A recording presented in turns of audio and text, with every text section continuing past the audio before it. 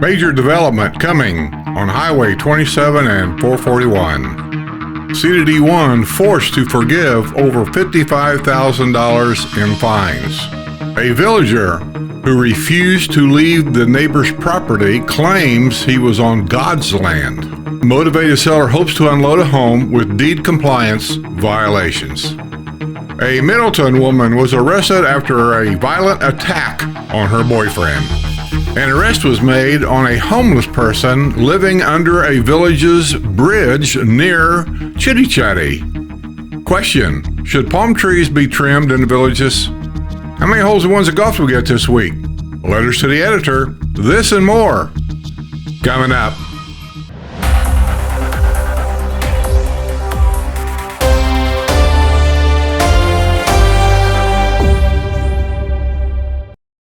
Hello everybody, and thanks for joining us for this week's The Villages News Updated. A major development is coming to U.S. Highway 27 and 441 and Lake Ella Road in Lady Lake. The development will take place on 50.9 acres and will include a hotel with 200 rooms, an independent living facility, and medical offices according to plans presented this past week to the Lady Lake Commission. Previous plans for the development called for a restaurant and condominiums, but those are not included in the new plan. The elimination of the restaurant and condominiums have significantly reduced projected impacts on utilities, schools, and traffic. The final reading of the development application will be held in October before Lady Lake Commission. A lot of building going in the villages and around the villages. That's why I report that. Lady Lake is just outside the villages. Here's a pre-owned home that puts a message out there for everybody that listens to my channel or even watches the news about the villages is buyer beware. A motivated seller is hoping to unload her home with existing deed compliance violations in the villages. The home owned by Bernadette Capola at 2003 Cordero Court in the village of Santo Domingo was the subject of a deed compliance hearing Friday morning for the Community Development District 2 Board of Supervisors at Savannah Center. There were two separate complaints launched in July regarding dead grass at the home, as well as a paver patio in the rear yard that is too close to the property line and was put in without approval of the Architectural Review Committee. Deed restrictions reminders have been written and letters have been sent to Capella, but the property remains out of compliance. Capella has a restricted phone number and it will not accept incoming calls, according to the testimony presented at the hearing by Community Standards. At one point, Capella contacted Community Standards and blamed a problem with the irrigation system for the dead grass. She also said she would file an application with the ARC for the paver patio. That ain't gonna work. That's after the fact. The grass is still dead and the ARC application was never filed. Capella bought the home in 2017 for $219,000. She currently has the property listed for $294,000 according to Zillow. She is described as a motivated seller and claims the property is move-in ready. One of the real estate photos shows a non-compliant paver patio, tooting it is a desirable feature of the home. See, I think that's false advertisement. Somewhere along the line, I think some of these real estate companies here have to take responsibility for some of this. Capella did not appear at the deed compliance hearing. Buyer beware. Community Development District 1 has been forced to write off $55,535 in fines and costs after the foreclosure of the home in the villages. The home at 1324 Balboa Court in the San Pedro Villas in the village of Della Vista North had been a problem since 2021 when it was initially reported to Community Standards for missing shingles. It was purchased for $67,100 in 1993 by Harriet Dice. Dice died, and her heir, Kimberly Dice, did not want the home as it had a reverse mortgage and was in foreclosure. Kimberly Dice was assigned ownership of the property in 2019. The fines began to build up and eventually reached $54,150. There were also $1,385.10. I find that hilarious. in attorney fees and $137 in other costs to CD1. The home was sold for $100 in a foreclosure sale in December at the Sumter County Courthouse to Green Spring Capital Management. There were no surplus funds after the sale to satisfy the lien placed on the home by CD1. The investment company fixed up the house and it sold again on October 2 for $235,000. The home was brought into compliance before the most recent sale. See, this is exactly what I'm talking about. The story's a sad story. Reverse mortgages here can be a problem. It sounds like a simple solution when you get older and you need some extra cash. I'll just do a reverse mortgage because when I die, I'm not going to care. That's how it usually works. People just don't care. But for a home flipper, these things can really be a deal and put some serious change in your pocket. Just putting it out there. A villager who refused to leave a neighbor's property claimed he was on God's land. Andrew Brian Cleary, 56, who lives at 4138 Exanthus Court in the Callahan Villas in the village of Osceola Hills, was at a home on nearby Victoria Drive before noon Thursday when he displayed irrational behavior and began ranting about God, according to the arrest report from the Sumter County Sheriff's Office. He said that God was speaking to him. What did he say? The New Jersey native had been in the other resident's yard, but stepped back into the street. While deputies were on the scene, Clearly took a few steps back into the resident's property. He repeatedly asserted that he was on God's land and he could go wherever he wanted, whenever he wanted, and do whatever he wants, a deputy wrote in the arrest report. A deputy told Clearly he needed to get off the resident's property. No, he said. Clearly, who stands 6 feet 2 inches tall and weighs 220 pounds, firmly stood in a praying position. Clearly tensed up when the deputies attempted to take hold of his arms. He resisted being handcuffed and would not cooperate when deputies tried to put him into the back of the patrol car. Cleary, who purchased his home in the Callahan Villas this past November, was arrested on charges of trespassing and resisting arrest. He was booked without bond at the Sumter County Detention Center. Another village idiot. Okay, let's see what we got here. A DUI. A villager was arrested on a drunk driving charge after her Lincoln hit a golf cart at City Fire in the Villages. Must be City Fire, probably at Lake Sumter. That's where most of the problem is. Rebecca Jane Phillips, 67, of the village of St. Charles, was driving a silver Lincoln MKZ shortly before 8 p.m. Sunday when she was attempting to park and struck a golf cart near City Fire at Lake Sumter Landing, according to a arrest report from the Sumter County Sheriff's Office. A witness saw the Texas native strike the unoccupied golf cart and park her vehicle between two separate parking spaces. Phillips flashed the peace sign before getting out of her vehicle, then stumbling and walking toward the outdoor service bar. She ordered a drink and walked away. She tried to purchase a drink at a different outdoor service bar, was denied service. The witness contacted law enforcement and kept an eye on Phillips. A deputy arrived on the scene, and when he spoke to Phillips, she appeared to have bloodshot eyes and slurred speech. The odor of alcohol was detected on her breath. She initially denied she had been driving and identified a fictional man friend as the driver of the Lincoln. The deputy pointed out that the Lincoln had damage, as if it had hit a golf cart. Phillips could not identify the man she had claimed was driving and was found to be in possession of the Lincoln's key fob. The deputy informed Phillips that he was changing hats and would be investigating a case as driving under the influence. "You're just an idiot," Phillips told the deputy. There you go. She refused to participate in field sobriety exercises and would not provide a breath sample. Well, that's an immediate suspension of your driver's license, my dear. She was also found to be in possession of 4 white pills identified as clonazepam. I have no idea. Phillips was arrested on charges of driving under the influence, hit and run, and drug possession. She was booked at the Sumter County Detention Center on a $5,500 bond.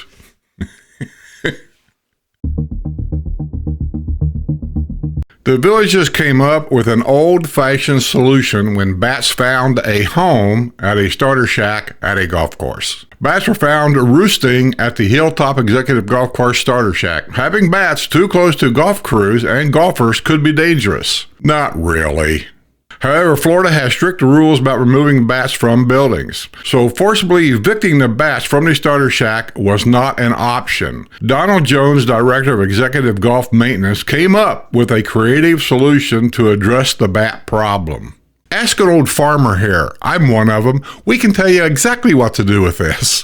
Good Lord. It's amazing to me is how such a little problem becomes an epidemic problem. He enlisted the village's woodworking club to build a bat house, creating an ideal haven for the bats, who are better neighbors than one would think. They do a really good job, and they do. The bat house provided are much more suitable home for the bats, who are now living in luxury in their new quarters. Allowing bats to roost on a golf course offers several benefits with natural pest control and environmental sustainability. Bats are natural predators for many flying insects, including mosquitoes, moths, beetles, and flies. By naturally controlling insect populations, bats lessen the need for chemical pesticides on the golf course, providing suitable habitat for bats, such through bat houses or preserving dead trees contributes to bats' conservation, especially given to declining in bat populations due to habitat loss and disease, said Jones, who was named head executive golf maintenance earlier this year. Fewer mosquitoes and other annoying insects can lead to more comfortable and enjoyable experiences for golfers. Bat houses can raise awareness about the importance of bats and the role golf courses can play in environmental stewardship. Yes, bats are not a problem. I don't know why people keep complaining about some of the silliest stuff around here. Oh, there's bats. Oh, it could be dangerous. Ooh, come on. Stop your whining. Good Lord.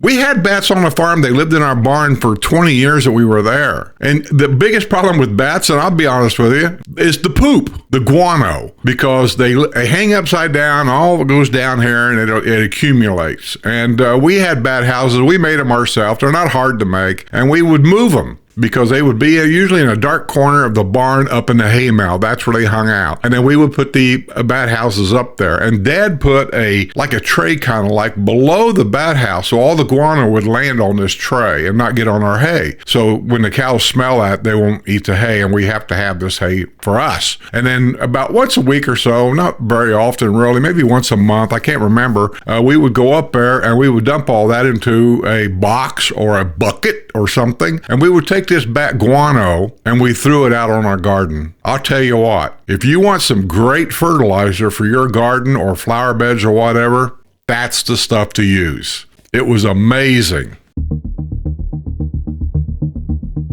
Villagers are worried that gopher tortoises aren't getting enough to eat at the Harold S. Schwartz Wildlife Preserve in the village of Santiago. Community Development District 2 Supervisor Tom Sweers began working with the committee in September, which includes Patrick Buckley and Pat Blackwell of the village of Santiago and Sue Gorges of the village of Finney. Some committee members met with representative of Breedlove Dennis and Associates, a professional environmental and natural resources consulting firm, which has been under contract for several years with the villages. We express our concerns about the possible lack of nutrients being provided by the so-called grass and suggested that we explore the possibility of supplement or more nutritious plants. The representative of Breedlove Dennis and Associates gave approval to our planting some test cactus plants and to follow up on whether or not they would be eaten. Sweer said in a report to his board on Friday at the Savannah Center, the committee planted 16 cactus plants and marked them with red flags so they would not be mowed down by the mowing crew. It seems that the gopher tortoises enjoy eating the cactus plants. The Gopher Tortoise Committee also observed the mowing crew and fears the crew may be cutting the grass too short,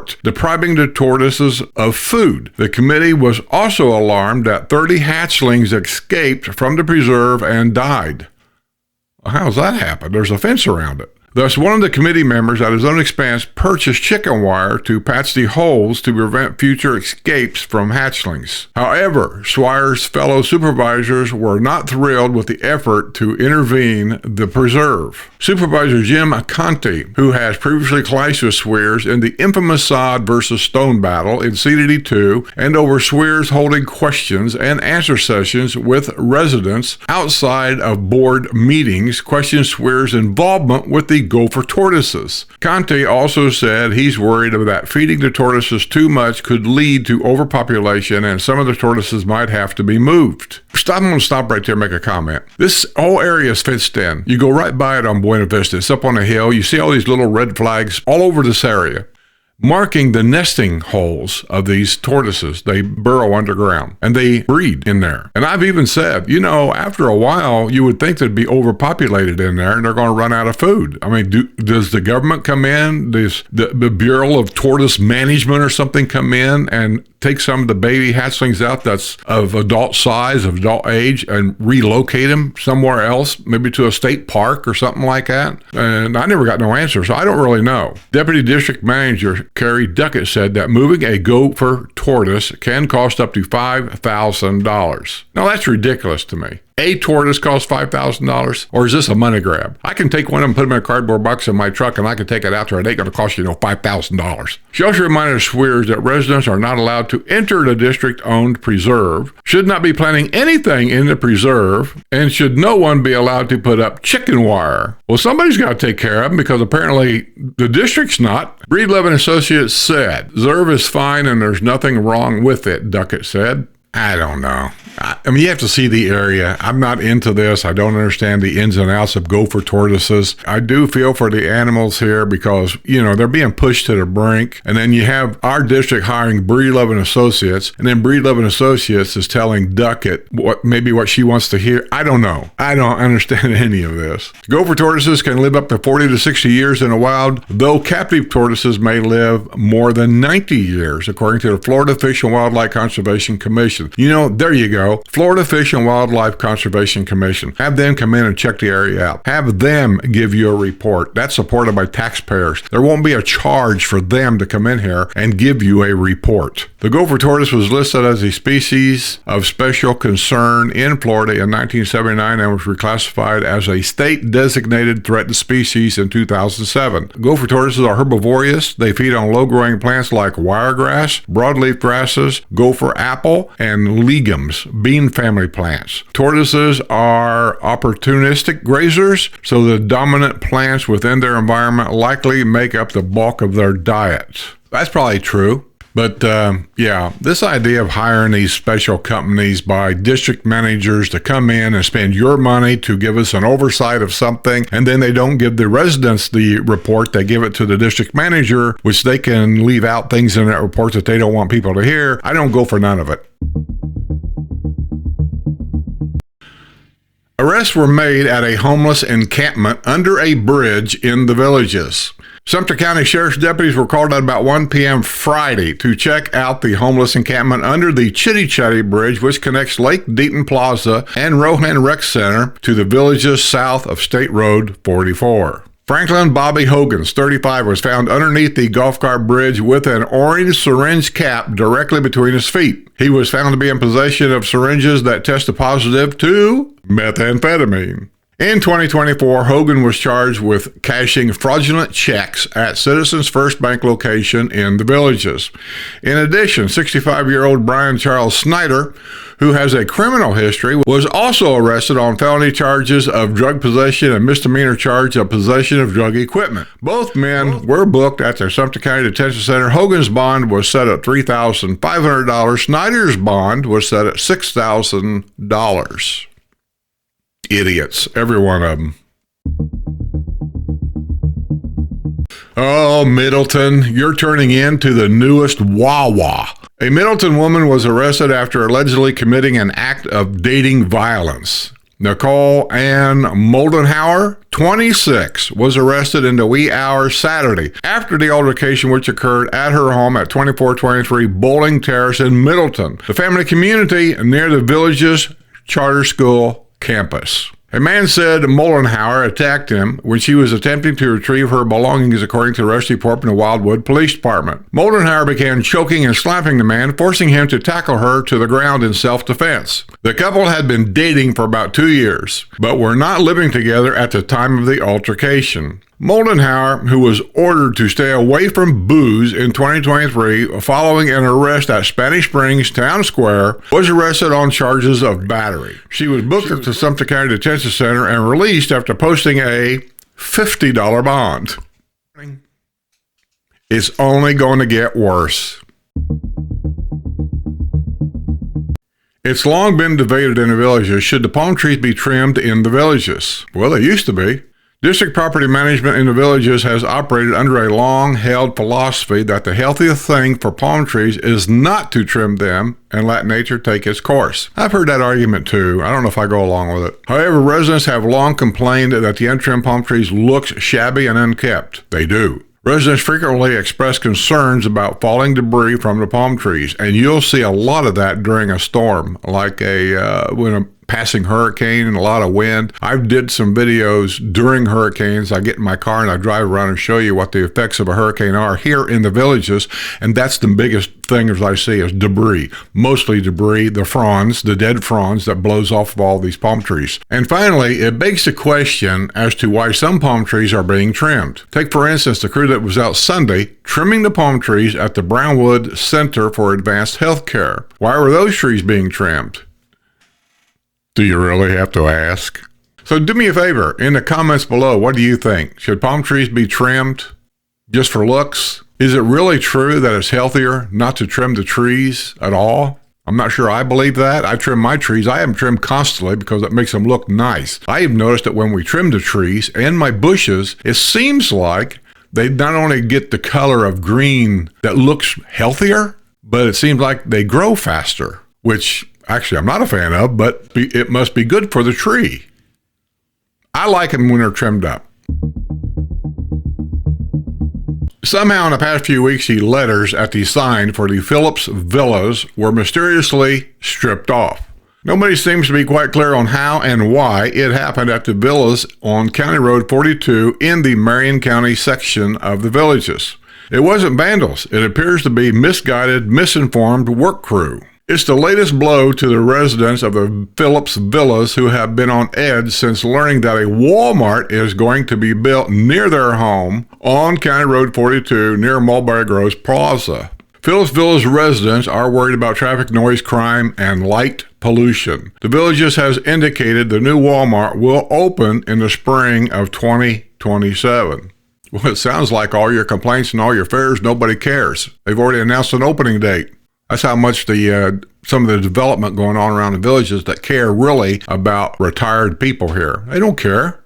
Community Development District 4 supervisors are similarly concerned about the new Walmart and are also feeling helpless. It appears from planning documents that 91st Phillips Court, which runs from County Road 42 to the Phillips Villas, will serve as a major thoroughfare for the new Walmart. The developer who will profit from the new Walmart buried in documents signed long ago that he will pay 37% of the upkeep for 91st Phillips Court. CDD4 residents will forever be on the hook for the remaining 63% of the upkeep for 91st Phillips Court. CDD4 supervisors are worried that the enormous influx of traffic and heavy trucks will inflict a beating on 91st Phillips Court. They said the road was never designed to handle that kind of commercial traffic. We want the developers to know we are not happy with the 37% that he will be paying, said CDD4 Board Chairman Cliff Weiner.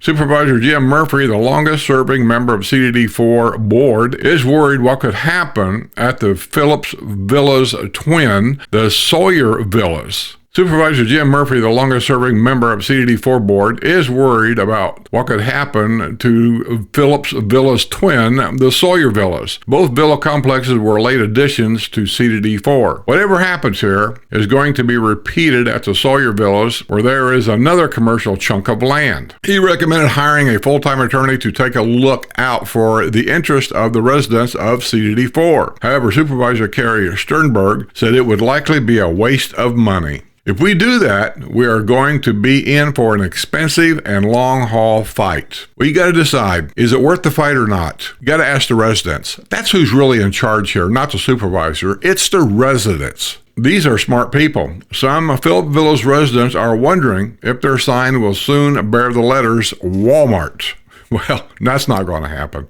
Just keep in mind that it's expensive. You hire an attorney to fight a fight like this. Walmart's got tremendous amount of money and attorneys. So it's going to be a very expensive fight that you may or may not win. My suggestion is this, and you're not going to like it. I know you're not. If you don't like what's going on there and you don't want to get involved with the fight and you want to put in thousands of dollars of your own money to buy an attorney, which they're going to have to ask you to do that, sell it now. Sell it now, as much as you hate to, and move. There's 1,000 other places in the villages you can move to. So just sell it now, and instead of spending 10 grand out of your pocket to help pay for attorneys, take that extra 10 grand and pay extra and buy yourself a new home. Seriously, that's what I would do. I just move and get out.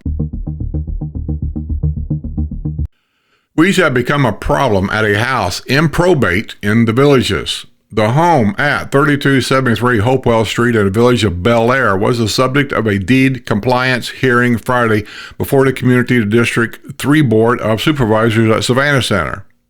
A complaint was received July 17th by community standards regarding overgrown grass and weeds at the home. The homeowner is deceased and there is an open probate case. The law firm representing the estate indicated that it had secured funding for property maintenance. However, the grass was cut. The weeds remained as an inspection on Thursday. The CDD3 board ordered that the weeds be removed within 7 days or fines will be imposed on the property. The home was purchased in 2001 by Charles and Eleanor Johnson. He died in 2016. She died this past January at age 91. I'm not going to make too many comments about that. I mean, you guys know about that. But look at that picture real close. See the weeds in the driveway growing in the cracks and whatever. I've talked about this before about home invasions and burglaries and things like that, especially for snowbirds. It happens in the summer. They look at a home like that and they know you're not there. I mean, it's pretty obvious. So when you get your home watch service or when you get your land company to mow your grass while you're not here, just make sure that they're going through the driveway with a little bit of Roundup weed control and spraying the weeds in the cracks and whatever to take care of that. And make sure you notice around the edge of the driveway, you don't see any edging. Make sure that your land company, your mower, the guy that's taking care of your yard, whoever it is edging around everything. It makes it look like you're still there. And make sure they're picking up any newspapers that they throw in the driveway, the free stuff that I hate it, but they do it. They throw it in the driveway. They don't know who's here, who's not here. They throw it in everybody's driveway. Make sure those are being picked up. Okay, how many holes in ones of golf did we get this week? Looks like 3. Jerry Kern finally got his first hole-in-one after playing golf for 76 years. It was on September 17th at hole number 4 at Hilltop Executive Golf Course. Well, congratulations on your first hole-in-one after 76 years. By God, you deserve it. Have a great day, and don't forget when you go to the clubhouse with your buddies, beer's on you. Congratulations. Kathy Anderson of the village of El Cortez was golfing on Friday and got her second hole-in-one of the year. Some people have all the luck. Anderson, she scored the lucky ace at hole number 2 at the Sand Hill Executive Golf Course. She also had a hole-in-one in March at the Mira Mesa Executive Golf Course. Well, congratulations on your second hole-in-one in the villages, Kathy. A villager was thrilled after getting his first hole-in-one in 29 years. Charles Krowicki of the village of Gilcrest scored the lucky ace on Friday, October the 10th, at the Osprey 18 at the Evans Prairie Championship Golf Course at 111 yards using a 7-iron. After nearly 30 years of golfing, he finally did it. Yes, you did, Charlie. Congratulations on your hole-in-one. Evans Prairie, you should have called me. I'd have come down and had a beer with you. I'd have bought you a beer. Appreciate it, Charlie. Enjoy the game. Congratulations on your hole-in-one. Let's go to everybody's favorite once again, letters to the editor. I keep reading to get rid of the gates that they do no good. The gates slow cars down so golf carts, bicycles, and pedestrians can cross the street. Keep in mind that this is a golf cart retirement community. It is and it's always been that, but slowly but surely it's being changed. Slow down, chill out, take your time and enjoy. What is the rush to get back to the house and sit in your easy chair and watch TV? Well, that's the rush. That's sent in by Brad Yost from the village of Liberty Park. Brad's exactly right. These gates serve a purpose, and the new people that's here and some of the old people here that don't understand, it's just a constant. I've always been kind of shocked by the people that come here the first 2 or 3 times, and they find everything about the villages that they really, really like. They like it enough that they want to invest $400,000 or $500,000 in a home and maybe more. And then as soon as they get here, a year later, after things kind of settle in and the newness wears off, they want to see things change. So I've heard everything from they think that planting all these flowers around the villages is a waste of money. I'll stop doing that.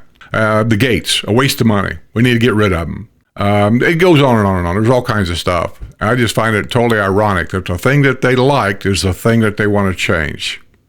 I don't get it. But thanks for the letters to the editor. I appreciate it. To the editor.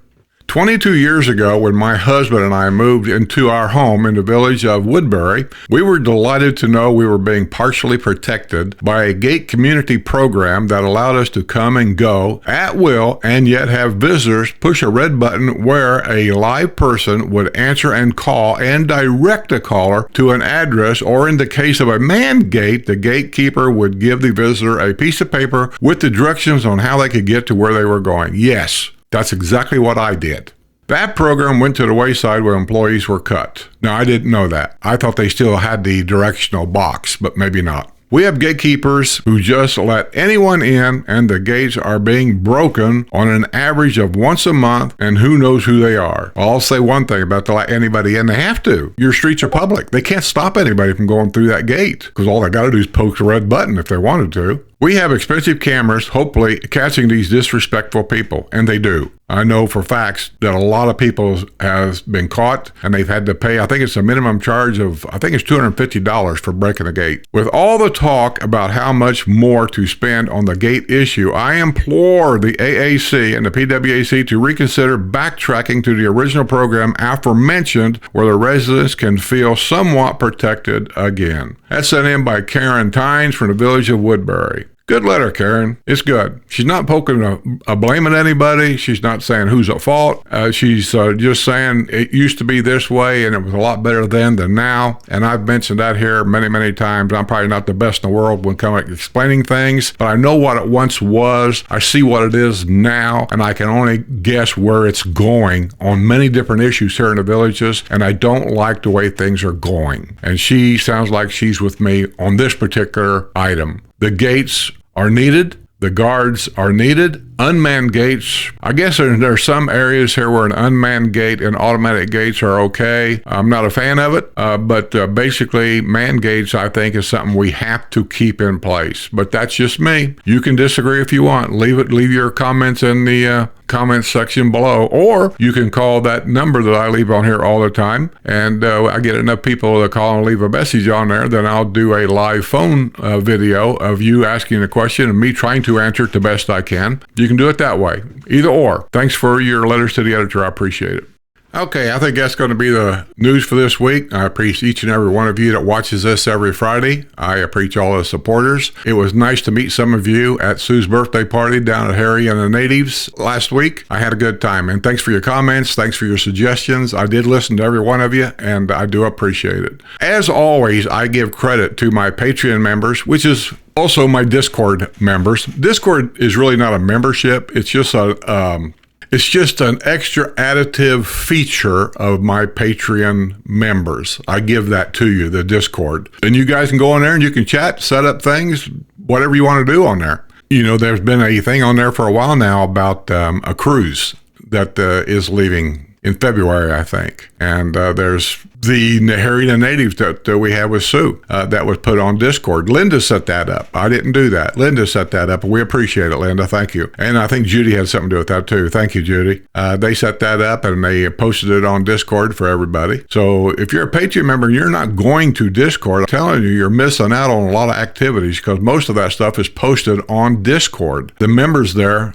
can't post anything on Patreon, so they post it on Discord. Thus, one of the reasons why I put things on Discord for people is so they can post what they want on Discord, which is attached to my Patreon page. So if you're a Patreon member and you're on Discord, and there's a lot of you that are, but you never come to Discord, I never see your name on Discord, but I know you're a Discord member because I've checked it. You're missing out on a lot of the invitation and a lot of the things that we are going to do together. We have another event coming up. I don't know when exactly it's going to be set up, but I know there's another another event coming up. There's an event coming up on POS 1 on something that he's going to be doing. There's some other things that we're planning on doing that will be posted on Discord. So please, Patreon members, if you're a Discord member, go there once in a while and just check things out, because that's where you're going to find it. So just with that, I give all my credit to my Patreon members. And so the thank you scroll thanks each and every one of them. So with that, if you want to see your name on the thank you scroll, join the Patreon $2 a month membership, and your name will be on there. And then you'll have access to our Discord. Try to support my sponsors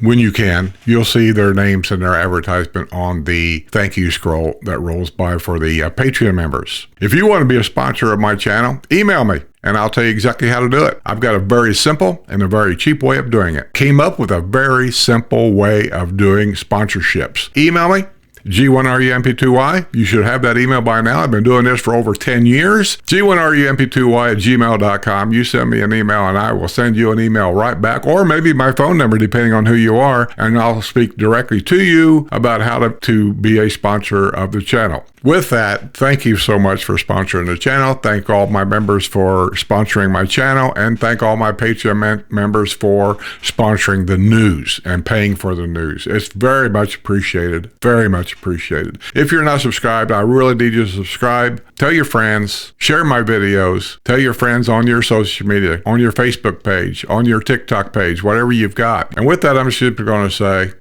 be well, stay safe, stay aware, be aware, and don't leave that key in that golf cart. This week's news is brought to you by my YouTube and Patreon members.